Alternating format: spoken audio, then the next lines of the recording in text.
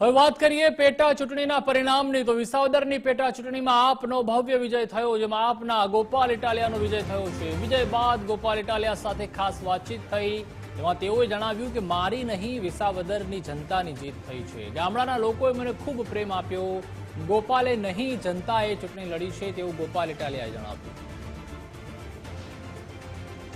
વિસાવદર વિધાનસભા પેટા ચૂંટણીમાં આપનો ઐતિહાસિક વિજય થયો છે, જ્યારે આપણી સાથે છે વિજેતા ગોપાલ ઇટાલિયા। આપણે એની સાથે વાત કરીએ।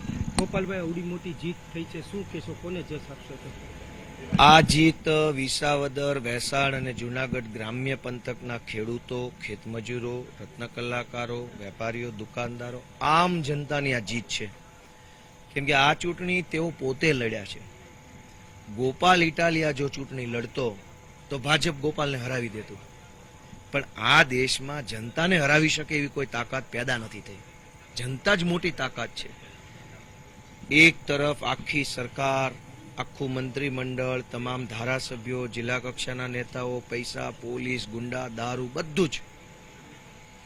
એની સામે જો હું લડું તો હું ના જીતી શકું। એની સામે જનતા હતી, એટલે આ ચૂંટણી જનતા લડી છે, જનતાની જીત થઈ છે અને જનતા જીતનું જશ્ન મનાવે છે। ખાસ કરીને જોવા જઈએ ગોપાલભાઈ, તો જે રીતે આપને વોટ મળ્યા છે, ગામડાનો આપણે ખૂબ પ્રવાસ કર્યો, ગામડામાં કેવો માહોલ લાગતો હતો જ્યારે આપ જતા હતા? ગામડાના લોકો ખૂબ દુખી છે, કોઈ એનું સાંભળવા વાળું નથી।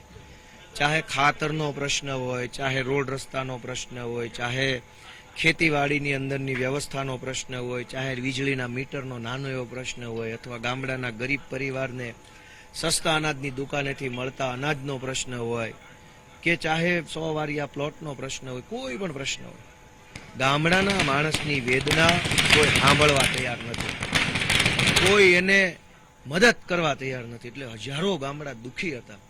મેં એમને આશ્વાસન આપ્યું, મેં એમને બાંહેધરી આપી, મેં એમને મારી વાત રાખી કે તમે જે ઈચ્છો છો એ કામ કરી શકું એવો વ્યક્તિ હું છું, મને તમે આશીર્વાદ આપો, અને જનતાએ આશીર્વાદ આપ્યા છે। બીજી તરફ જોવા જઈએ તો ગોપાલભાઈ, જ્યારે તમે ચૂંટણી લડતા હતા ત્યારે જે આ વિસાવદરની જનતા હતી, તમે એની સાથે વાત કરી હતી, કેવા કામો કરવાના આપે વચન આપ્યા છે? મેં સંકલ્પ પત્ર જ જાહેર કરેલો છે।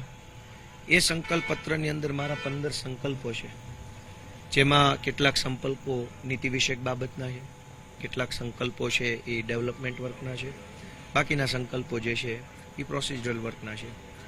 નીતિ વિષયક બાબતોમાં ઇકોઝોન છે, નવી જમીન માપણી છે, સહકારી મંડળીનો ભ્રષ્ટાચાર છે, ટેકાના ભાવના ખરીદી કેન્દ્રમાં ચાલતો ભ્રષ્ટાચાર છે।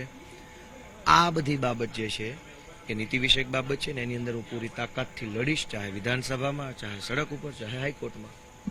કોંગ્રેસને કઈ રીતે જોવા? આજે કોંગ્રેસનું જે પરિણામ આવ્યું છે આપની સામે, શું કહેશું કોંગ્રેસ? હવે કઈ કહેવા જેવું પબ્લિકે રાખ્યું જ નથી, તો મારે કઈ કહેવું છે? પબ્લિકે નિર્ણય લઈ લીધો છે, જનતાએ એને આ અરીસો બતાવી દીધો છે કોંગ્રેસને। હવે મારે શું કહેવું? હું તો નાનો માણસ છું, તો બધા બહુ મોટા મોટા નેતા છે, અમે એને કઈ કહી ન શકીએ। જોવા જાય તો આજે શક્તિસિંહે રાજીનામું આપ્યું છે, શું કહેશું? હવે શું કહેવા જેવું છે શું? અમે હાથ જોડ્યા, વિનંતી કરી કે ભાઈ સાહેબ, બાપા ગઠબંધન છે આપણું, વિસાવદરમાં ઉમેદવાર ન ઊભો રાખો, આ ખોટું થઈ રહ્યું છે, આપણે ભાજપને હરાવવાનું છે, આપણે ગોપાલને નથી હરાવવાનું। એ વિનંતી કોંગ્રેસના તમામ નેતાને મેં પોતે 2 હાથ જોડીને કરેલી, પણ ન માન્યા તો ન જ માન્યા, અહંકાર એમને હાથ। આજે જનતાએ પોતાનો નિર્ણય સાંભળાવી દીધો છે, જનતાની અદાલતમાં ચુકાદો આવ્યો છે, જનતાએ જે નિર્ણય લીધો છે એને બધા સ્વીકારે, સમજે અને પોતાની જાતમાં પરિવર્તન લાવીને વળી પાછા વિનમ્ર બનીને આગળ વધે એવી શુભેચ્છા। આવતીકાલથી કેવા કામો કરશો ગોપાલભાઈ? જ્યારે આપ જનસંપર્ક કેવા કામો, કેવા તમને જનસંપર્ક કરીશ એટલે ત્યાંથી જ તો લોકો કહે છે ને કે મારે શું કરવાનું છે। હવે નક્કી કરશે જનતા। હું જઈશ ગામડે ગામડે, ગામના આગેવાનોને, સરપંચને, તાલુકા સભ્યોને, ગામના ગૌશાળાના આગેવાનો હોય, બીજી સંસ્થાના આગેવાનોને મળીશું, પૂછીશ કે બોલો આપણા ગામમાંથી કયું કામ પહેલા હાથ ઉપર લેવું છે। ગામ જે કામ પહેલા હાથ ઉપર લેવાનું સોંપશે એ કામ ચાલુ કરી દઈશું। ખાસ કરીને ગોપાલભાઈ, કે લોકોનું કહેવાનું હતું કે આપ બહારના વ્યક્તિ છો, વિસાવદરમાં લડવા આવ્યા છો, ગોપાલભાઈ જીત્યા પછી આ નિરે શું કહેશે?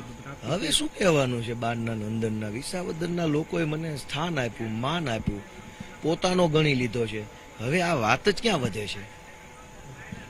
ચોક્કસથી આપણી સાથે હતા જે આપ પાર્ટીના વિજેતા ઉમેદવાર છે ગોપાલ ઇટાલિયા, તેને કીધું કે જે મેં મારું જે સંકલ્પ પત્ર કર્યું છે તેની અંદર જે મુદ્દા હતા તે મુદ્દાને હું પ્રાધાન્ય આપીશ અને ખાસ કરીને જે મારા લોકસંપર્ક છે, ગામડાઓનો લોકસંપર્ક છે તે પણ ચાલુ રાખીશ અને જે કોઈ ગામડાઓના પ્રશ્ન છે, જે કોઈ પાયાના પ્રશ્નો છે તેને પ્રાધાન્ય આપવાનો પૂરતો પ્રયત્ન કરીશ. અતુલ વ્યાસ, ગુજરાત ફર્સ્ટ, વિસાવદર.